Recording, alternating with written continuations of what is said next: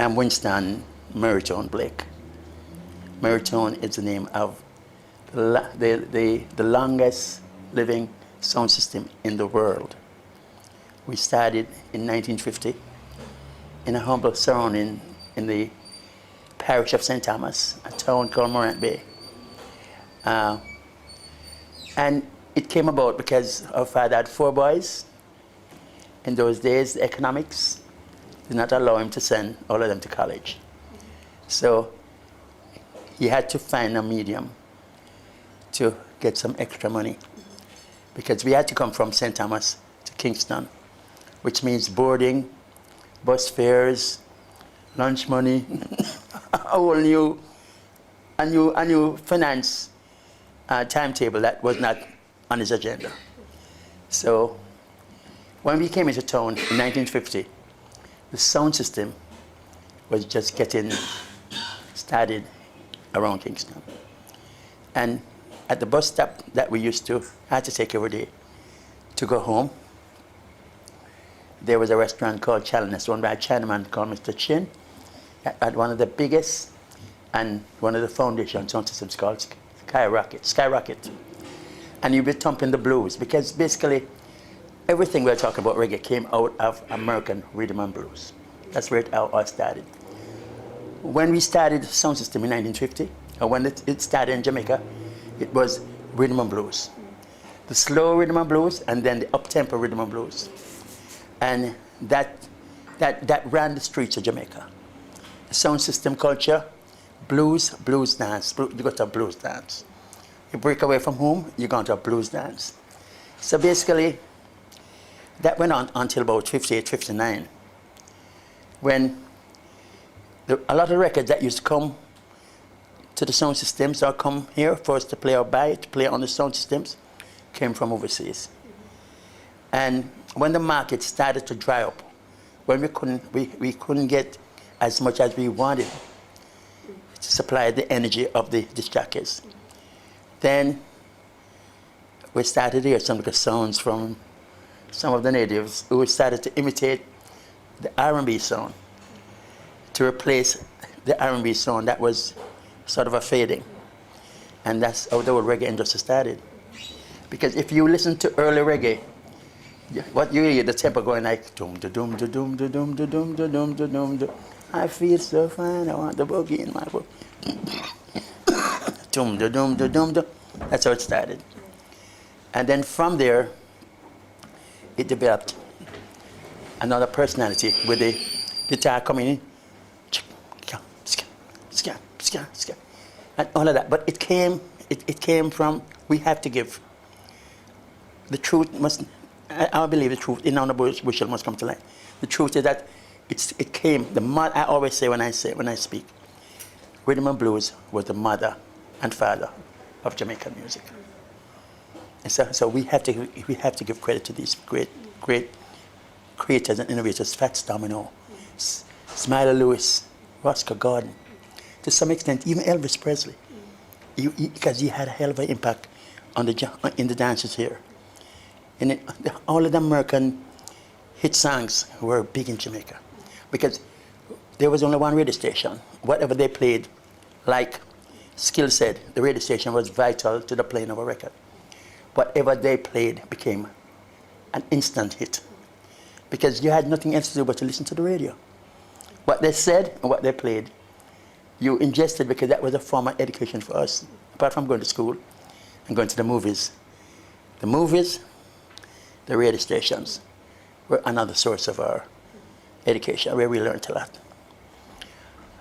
lot. 58, 59, there were most of the people who got involved in being the major producers of reggae music were some of the major players in the R&B industry. The Duke Reeds, who had a sound system, who used to import American records and play in the dances. And you had first, and one of the first and foremost Soul Nation people was the guy named Tom, the great Sebastian. Then you had Cox and Dodd, which they called Sir Cox and Dodd. You had Lloyd's the Matador.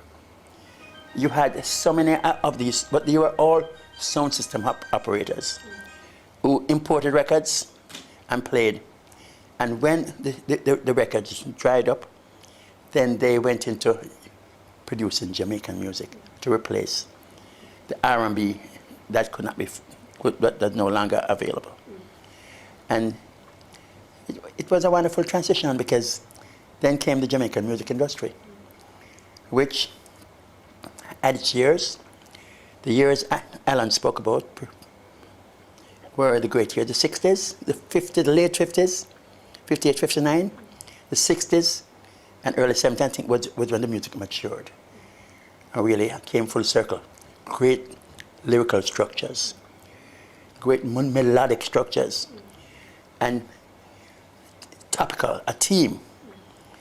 Love is international. So any song, when you're talking about coming to Sweden and Sweden come to Jamaica, any song that you pick, that the world experiences, which is hardships, love,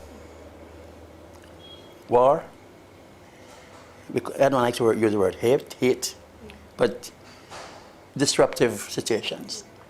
Once you put that in a recording, it attracts ears, because it is something that they have experienced, or they are aware of, or they are always seeking solutions, and where they can get it to deal with certain problems, hunger, jobless situations, you know. So if you structure these lyrical structures into music, they attract people anywhere in the world. It don't matter where you are. And if you came from Sweden to Jamaica, all you have to do is tell us something about Sweden that we like about Sweden. Swedish people are the greatest lovers. That attracts us. Why? Why would they be? Because we think we are, okay? Then probably you could tell us in a song, yeah, because we hug and kiss every day. We hug and kiss before we go to bed. We hug and kiss when we get up. So, well, we don't do that much, so probably you are. You know, but what I'm saying, anything that you put in a song, what it does, what we call, we coined the word edutain, which is educate and entertain. So that's why music is so powerful, because it is the voice being heard, and the greatest sound to a producer and to the artist is to hear a song being played on the radio. Because once that happens, his phone or any form of communication is going to laugh and say, boy, Winston, I just hear your music, man. I just hear your song. Well, it's a mash up the place. You know, you probably missed it one time. But we have a way of over-exaggerating in the music industry that sometimes get us in trouble too. Because sometimes when you say that, well, Winston, I went to New York, I hear your song, I play all over New York. But I missed it one time on a radio station.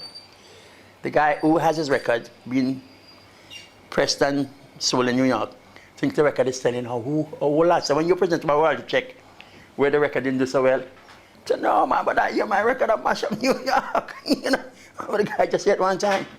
So that's why the industry has always been a volatile industry, and one where people always think that producers are not honest people. Because when people convey that information about hearing a record, they usually use, our adjectives are usually really, really very spontaneous and superlative. Boy, your record a mash down New York.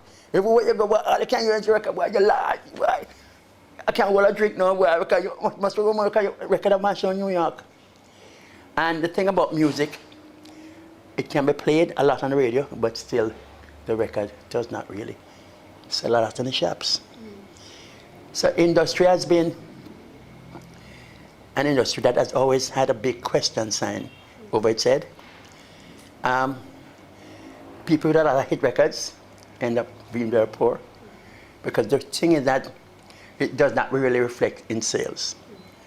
And I'm very happy to really think that an industry that I thought would have crashed many years ago, I still hung in there. And the reason why it has been the greatest is transportation for the underclass, for poor people, to move from place to place to place. And what we have seen with the growth of reggae music, I mean, there's nowhere in the world that you can go that you don't hear some sort of reggae being played. I mean, I'm blessed. As a sound system and a disc jockey, I've traveled to a great many countries, right across Europe, across Jamaica, right across America. As we speak, I'm leaving tomorrow to play in New York, to come back here on Wednesday, you know, to play somewhere else probably another week. And that's the power of the music. And wherever you play, you don't know who is going to be in that audience, who might want to take that music or that energy that you created there to some other place. So when you work, do you like think about this, trying to promote new artists from here, or Oh, yes. how do you work? Okay. Without the sound system, and I say this in the most positive way, reggae music would never exist without the sound system. I was a little disappointed that Skill didn't really emphasize that in his early presentation. Because even Bob Marley, when he's talking about couldn't get a play, all the records that they made, they carried it to us. We made them popular hits. Because once we started to play them in the dance, and I have a way of, when the record is good, I listen to it, I take it under my quality control, I play it, and once I think this is a hit record, it has all the makings of a hit record. And I introduced it. And I play it, and people go and probably singing the song, or liking it off, to come out to ask for it the other week. And once they come back and ask for it and I play it, it creates a different vibe, much more energy. Then they start to call the radio stations for this record. How come I don't hear you playing the new Bob Marley? How come we're not hearing you playing the new this, the new that, the new that? And even what really happened, he was right. The radio stations were owned by very conservative people who didn't think, they thought reggae music was trash. They used to play the American charts and the popular music that was used to run these radio stations.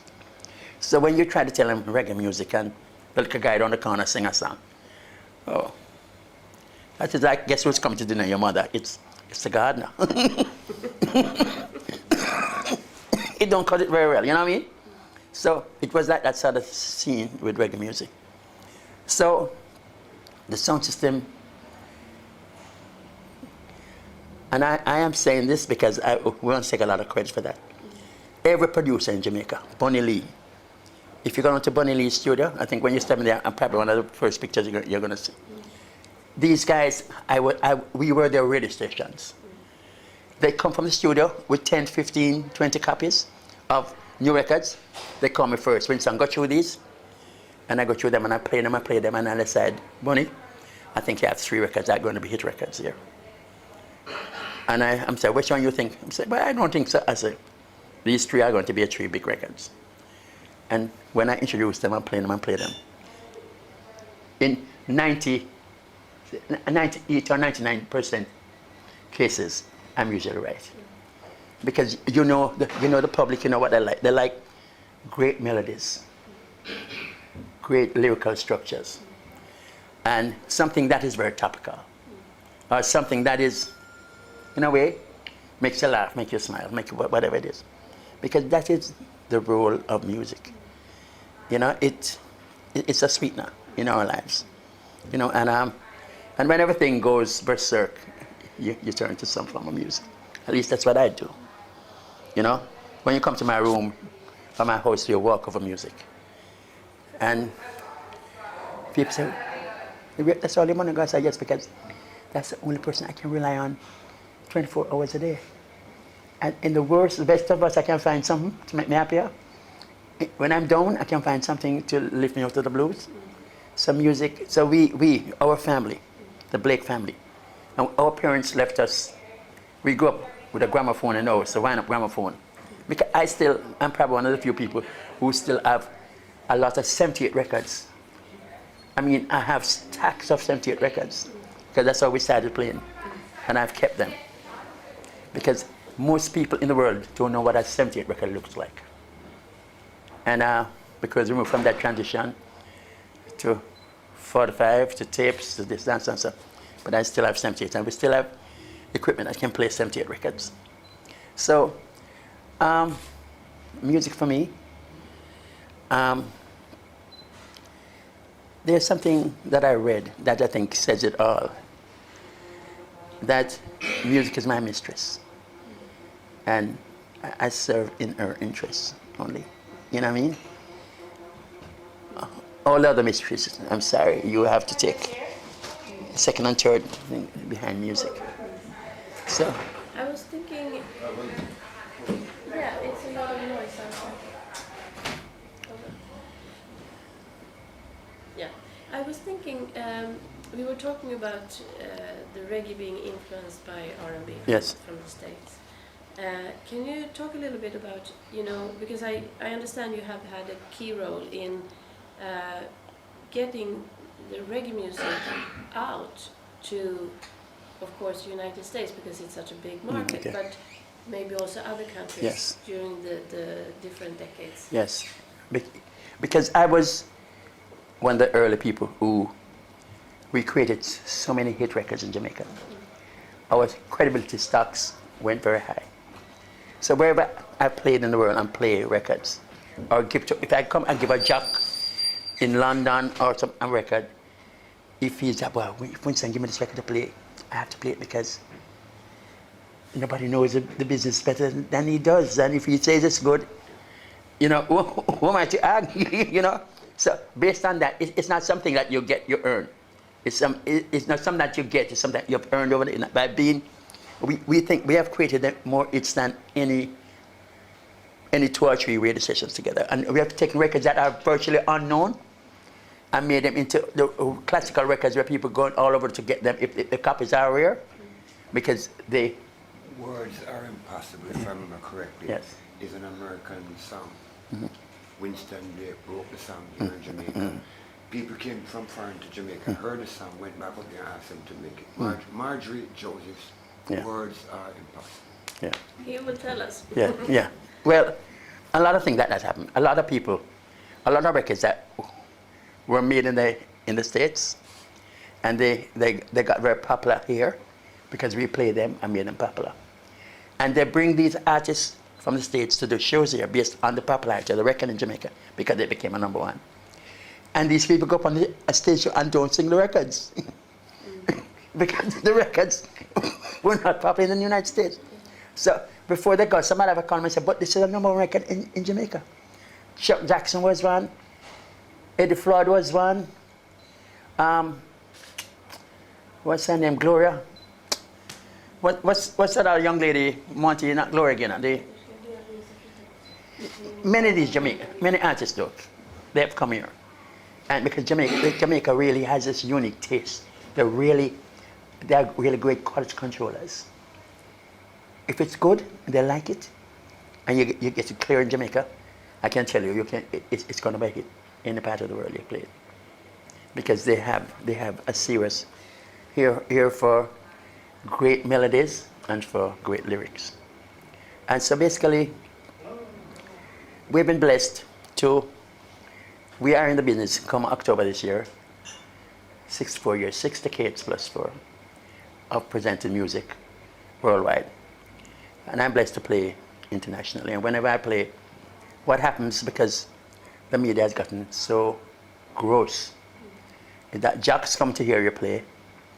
So when you play like the best from Jamaica, like I go over there and I'll introduce like a Chronics or this, and I play 1 or 2 or something that they play, but they hear. But if I play it down and sort of project it, you don't have to worry when you go back. That was going to be the big record when you go back there in a few months or so, because they have confidence that if you think it's that good to play it 2, 3, 4 times, it is worthy of airplay on a much wider scale. So we have been a major promoter for the music industry and for the Jamaican music industry. So that promoters like say Bunny Lee, all of these guys, Phil Pratt, Bob, all these guys, the record companies, when they get their first test press, we are one of the few people who get the first copy. They always carry 2. 1 for approval, for 2 for playing. to play it. Because from we play it, something magical happens. It starts a murmur. People want to get it. And jocks that we have played, they want to get that record that we played, to play it also. It starts like a pandemonium. That's a good thing for the industry. It starts to cause people to get excited that something special is happening in the industry that they should be a part of. And the industry, for me, I think it has surpassed anything that we could ever think of, because when we sit back here and see the growth and the depth of reggae music worldwide, in Africa, in China, in Russia, in all these places. And for people who are going through stress, and the lyrical structures in our music has something for everybody. Like, for example, even the Get Up, Stand Up for Your Rights. In most of the struggles all over the world, when you have people marching and going into a situation, that's the record they play. You know? So, and that's why probably Bob Marley's lyrics are so potent. Because what he sings, you can always find something for your situation in one of his songs. You understand? Yes. And so somebody, I suppose that's why he's such an icon. I've never met anybody who competes with a country in terms of one individual. Like you said, Jamaica, you say, Bob Marley. Anywhere in the world I go, say, I'm from Jamaica, Bob Marley. The next person they can say is Bob Marley, which to me is a great commercial, because that represents a kind of excellence that is paramount. And he also has such a good message in his music. Exactly, That's what makes it so good. I mean, we have ABBA in Sweden, but what did they sing about? Exactly. Nothing. And that is such a valid point that you made a while ago. Before that, the music was just little topics that sleep, drink, eat, this, that, and that. Something you sing it up. Last night, I didn't get to sleep last night. You haven't told us why. Exactly. Reggae, because I can't eat and sleep because I'm not getting food on my plate or something. You understand? They got to the root cause of why you can't eat and sleep. And I think that's the difference between our music and the pop music that came to us. It deals with reality, life. You know? And when Alan was talking about heartbeat, I think it goes straight to the heart in terms of that situation affect me, and I'm going to make my voice heard, so I'm going to sing about it in this lyric. I'm going to create a lyrical structure that talks about the situation. Police brutality, this, that, political corruption, this, that, you know what I mean? Too much gone, too much that, too much, whatever, it comes out in the song. So it never leaves you. It's always there, remind you that put on the gun, put on the knife, that caused so much strife. You know, whatever it is, so it comes back as a sort of a big brother, big teacher. Don't go to that route, because it's not going to be better because you got to go there. And I think that's why it's so potent all over the world. People are searching for something that says something to people out there about what they're feeling, what they're experiencing. And they find it best in Jamaican music. Because we cover so much topics.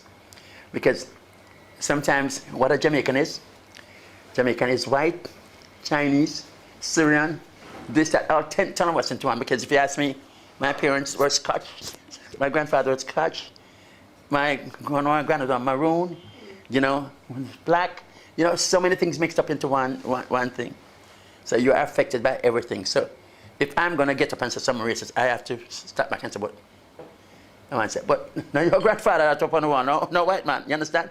So you have to tone on those overtones, because you are out of many one, which is really what we are.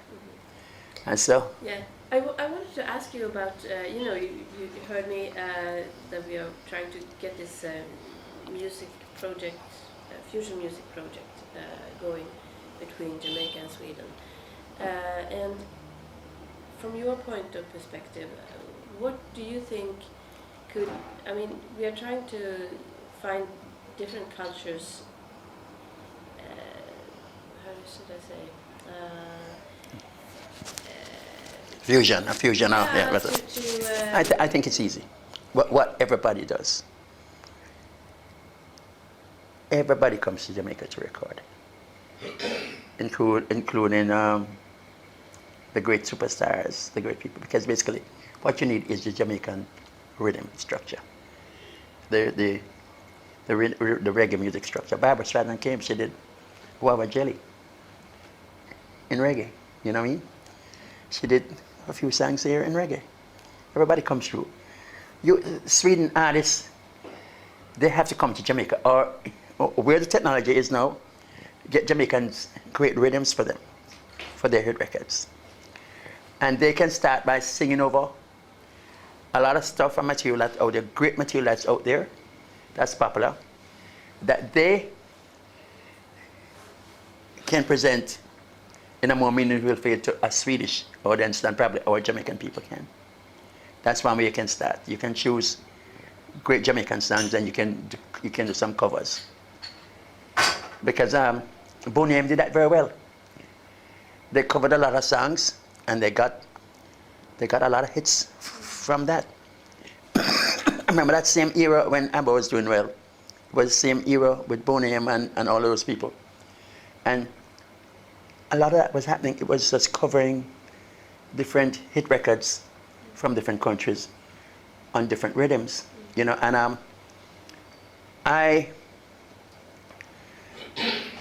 that is basically what you have to do. Just you know what Swedes love best. Ska is a very powerful medium that we don't use a lot here in Jamaica. The world itself has about 400 or 500 ska bands. Ska is large in the overall picture of America. You have more ska bands than reggae bands. You know, they outnumber reggae bands like 10 to 1, ska bands. Because find that foreigners like the more up-tempo. They move and dance, they like the more than the laid-back thing. When they have different moods, when you come to like a stage show, you can do the laid-back thing. But when you are like in a dance atmosphere, they like the up-tempo. So probably what you need to do is come and experiment with some of those rhythms, the ska rhythms, the stuff, and do it in your ska, with your ska songs. I mean, with your Sweden compositions. Record them on Jamaican music. Jamaican rhythms. And once you play that, it's a whole different level. That's where you are now. You have now Jamaicanized Sweden, and that's the way I would suggest. But what do you think is? I mean, there are, in all over the world, I guess there are people producing. I know in Sweden they are producing reggae, they are producing ska. But what makes the Jamaican beat so special? You know, what is the core of it? Yeah, you have different types of reggae. You can hear like what we call like there's a name I have for it. Like a flavor. You have songs with a reggae flavor. You say, oh, I hear some reggae in that song. I think the reggae beats here is more. That's why a lot of people come here. They go for Sly and Robbie, and they go for the authentic stars who are known for creating this big reggae beat, and they record with these people. I don't know if that would solve the problem, but that definitely will help, because there are two things. There's the reggae flavor and there's the reggae song. You know, for the authentic reggae lovers, the reggae flavor is okay. They don't mind it if they can't hear anything else. But once they have a choice, they're going for what they call hardcore reggae rhythm. So I think what would introduce two people to each other, because Sweden come to Jamaica, Jamaica would also come to Sweden just because of an infusion in the rhythm structure. And if I was singing a reggae a song on a hardcore reggae thing, I said, that's it. Yeah, reggae now. It just tells the story right without anybody saying it. I don't think anybody can really, in music, it's such, until it happens, until you do it and it happens, you never can tell. Because I don't know the market in Sweden. I don't know what they dance to a lot. I don't know what they like a lot. But I know, one thing I do know, a good melody, a good lyrical structure, once it's topical, once people understand the topic that is being spoken about, people gravitate towards the topic that is being spoken of. Whether it's love or I don't like Obama, I love Obama. If you say I don't like Obama, ears go up. If you say I love him, ears go up. You know, either way, something attract, something, a topic that somebody, people are aware of, and it make them want to listen and have an opinion about. You know, so I don't know, that music over the years, it has done that very well. And there is a lot of great Jamaican material here to be shoveled up, to be undusted off, and to really be covered. And I know you can make great hit music from it. You know, so I think they could start by doing that. They could start by carrying their own originals, and then doing it from that perspective. They could do it from that. You know, so it depends on exactly, every album production has a concept. It depends on where they want to go with their concept. Suppose they want to do a straight original album with just Sweden songs, Sweden original songs. Then what I would suggest that they do is come and lay the tracks in Jamaica. Or send the tracks to Jamaica. With technology now you can do that. And to these people, and you'll be shocked. You're going to a studio, we are sitting here, and because that's how we record in Jamaica. And I'm saying, you know, I hear these two songs. I'm going to be interviewed by the Swedes. And I say, and I start saying, I'm going to be interviewed by the Swedes. I don't know if I'm going to like it. I don't want to do. All right. And right away, I add two more things. I go back and I write two more licks. And, you know, it's just a song out there. Interviewed, you know, right? Brand new song, interviewed by the Swedes. You know, and that's how they basically create music in Jamaica. You have some serious guys who write lyrics, and they carry to the studio. And you play around, until you get a melody, and you put the melody. But it's nowhere, it's different nowhere. I mean, music is, you come up with a melody, and you come up with a lyrical thing, and you look at your situation. And so probably there's something in Sweden that wants to be addressed, and it's political enough. Nobody don't want to say it, so you put it in song. And you put it in song, it takes up because everybody wants to say it, but they're looking for that horse to ride on. You know what I mean? And so that's how the music industry keeps going and keeps evolving. You know, it is around us every day. Every day something emerges that is topical that we can use for song material. And so I think you have started by coming, and you see, and I think, but your experience, by even being at our club, that we are wide open. Anything you play, we can play. Because we play in Cuba a lot. We Maritone. We go to Cuba and we play there a lot. And that's also not an open society. Anything you play, they dance. When we play, if you see we play reggae music, the dance all better than our dancehall people hear them go down and whine and I mean, you say, wow, you know what I mean? You know, so you realize that there's some about music that is indigenous to music lovers. They feel it. And what they put in is, and basically, that's why I'm saying, there is no, as far as I'm concerned, no Sweden. When I go to Germany, go to these places, when we play in Cuba, and we hear everybody singing, you put on a record, everybody's singing it in Spanish. You understand? You know, I mean, that's how powerful the medium is. And I'm supposed to other artists who tour and go to Africa and hear them singing these songs in African and the various languages. Then you realize it has its own way of entering and staying with people who hear it. And I think with Sweden, it's no different. if you make the entry and just deal with it, and everything happens after that. I can't say anything more. Much love. You said everything so well. That's really great. You know? Really. Come to Jamaica. Sweden, come to Jamaica. Come. It's a beautiful place. Don't believe anything you hear or read. Bad news sells. And bad news sucks. Because we're on the streets every night. And it's beautiful. It's a beautiful country.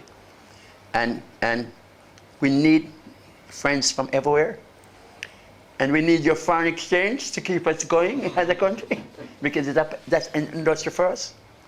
And we know once you come, that's one time you're going to enjoy coming. You'll come and come and come again, and that is healthy.